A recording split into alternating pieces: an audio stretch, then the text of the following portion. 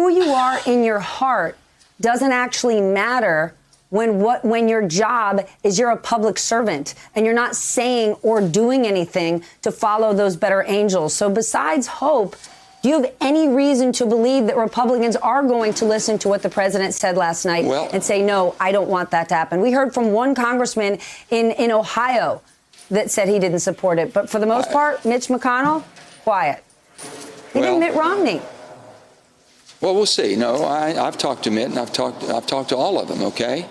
And I understand Mitt's going to support a conservative judge. I have no problem with that. I have no problem. And for him not to support a conservative judge would be hard back home to explain. I understand that too. But now with the president and what Mitch said yesterday and last night after the president's intention not to have a peaceful transition of power, maybe he can rethink that. Maybe he can talk to a few friends.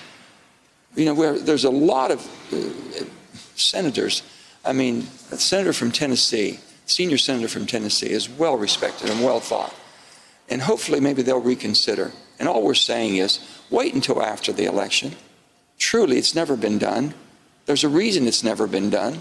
And all we're asking is for that continued precedent to be kept, not a new precedent set. And if you do, in the most divided country we have, with a president intending to divide us even more, please, please come forward. Please step up. Please speak out.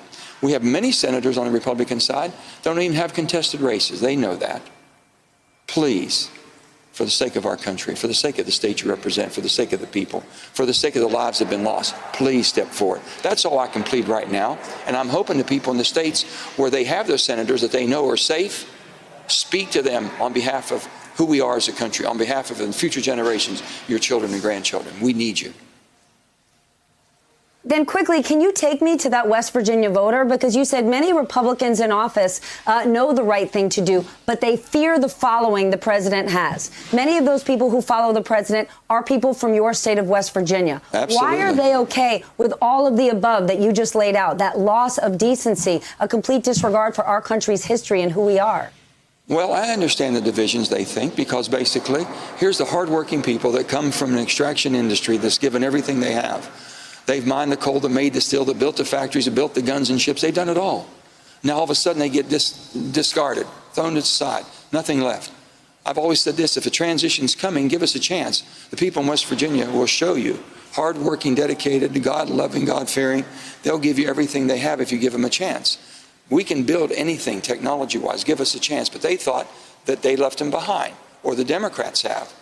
And I've said, absolutely not. We'll never forsake you. And now they're voting against their own best interest.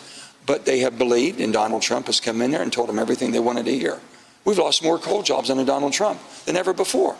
I'm not sure that they believe that or not, but I can show the facts. The coal industry is hurting right now. Things have changed. We're transitioning.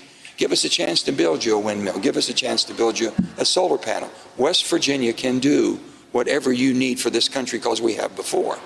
Now, they have to understand he has not told them the truth.